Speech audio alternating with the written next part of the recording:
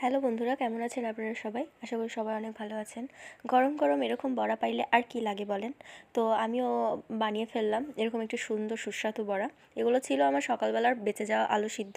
তো আমি এগুলো কি ফেলে দিব? একদমই না। তো আমি শুকনো উপকরণগুলো আগে দিয়ে ফেলছি জন্য ভিডিও করার কথা আমার একদমই মনে ছিল না, তাই আমি এখন বলে দিচ্ছি।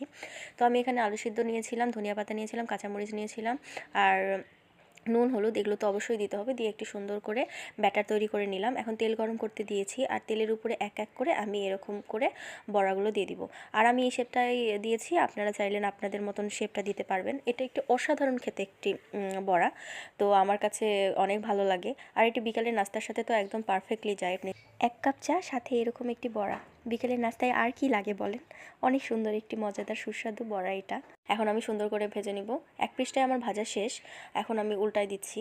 তো উল্টায় পাল্টায় সুন্দর করে ভেজে নিতে হবে, কারণ ভিতরে কাঁচা থাকলে তো একদমই খেতে